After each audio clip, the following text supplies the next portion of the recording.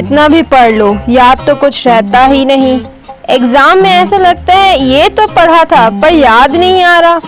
ऐसा लगता है जैसे हम टायर में एक ओर से हवा भर रहे हैं तो दूसरी ओर से हवा निकल रही है। ये प्रॉब्लम सिर्फ तुम्हारे साथ नहीं, लगभग सभी के साथ होती है। जो लोग सॉल्यूशन ढूंढ लेते हैं वो लोग टॉपर या जीनियस कहलवाते हैं।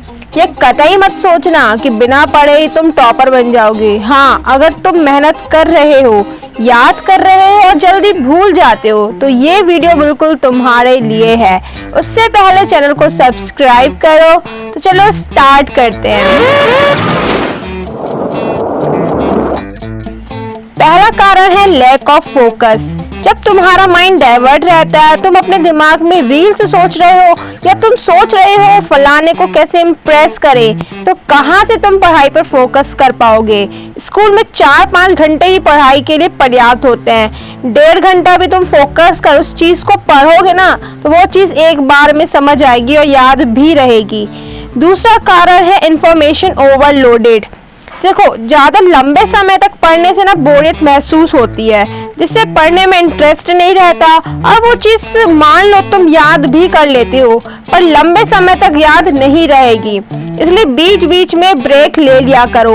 एक विदेशी तरकीब है जिसे पोमोडोरो टेक्निक कहते हैं, उसे ट्राई करो। 100% चांस है इस प्रॉब्लम को दूर करने में। ठीक है, देखो, पहला स्टेप है अपने टास्क को पहले प्लान करो, फिर 25-25 मिनट के बीच में 5 मिनट का ब्रेक ले लो, फिर 4 साइकिल होने के बाद 15 मिनट ब्रेक लो, जिससे बीच बीच में माइंड फ्रेश करने वाली चीजें होंगी। जिससे तुम बीच में मान लो पावर नैप ले रहे हो, थोड़ी चीज माइंड फ्रेश करने वाली चीजें करो, जिससे तुम अगली साइकिल के लिए तैयार हो जाओगे।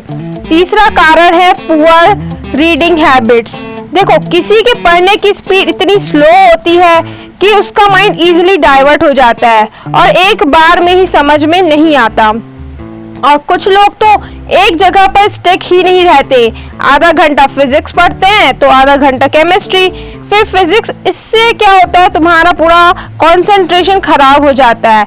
इसलिए जो भी बुक पढ़ रहे हो या जो भी सब्जेक्ट पढ़ रहे हो उसी में सर्टेन टाइम तक स्टिक रहो और पढ़ने की स्पीड एवरेज रखो। चौथा कारण है स्लीपिंग एंड रेस्ट। कुछ लोग पढ़ाई के चक्कर में अपनी ब्यूटी स्लीप के साथ कॉम्प्रोमाइज करते हैं। So this is not a good option at all. हमारे सोने जागने के शेड्यूल में गड़बड़ी से पीनियल ग्लैंड में मेलेटोनिन हार्मोन का सिक्रिएशन अफेक्ट होता है। जस्ट बिकॉज मेलेटोनिन जो रहता है सर्काडियन साइकिल को रेगुलेट करता है। इसलिए अपनी ब्यूटी स्लीप के साथ नो कॉम्प्रोमाइज। 7 से 8 घंटे कुंभकर्ण माफिक सो। पांचवा कारण है stress and anxiety. I know that किसी भी की भी लाइफ परफेक्ट नहीं होती। कोई फाइनेंशियल क्राइसिस तो कोई फैमिली प्रॉब्लम तो कोई पेरेंट्स के झगड़ों और घर के कलेश से परेशान रहता है और इन सब के कारण स्ट्रेस और एंजाइटी तो होती ही है। पर प्रॉब्लम्स की इस फेज में अपने गोल्स में फोकस करना ही बेस्ट ऑप्शन है। इसलिए स्ट्रेस को ओवरकम करने के लिए मेडिटेशन या फिजिकल एक्सरसाइज करो। मेडिटेशन न केवल तुम्हारे स्ट्रेस एंजाइटी को दूर करेगी बल्कि तुम्हारी मेमोराइजिंग पावर को भी बढ़ाएगी। छठवां कारण है नो ट्रिक्स।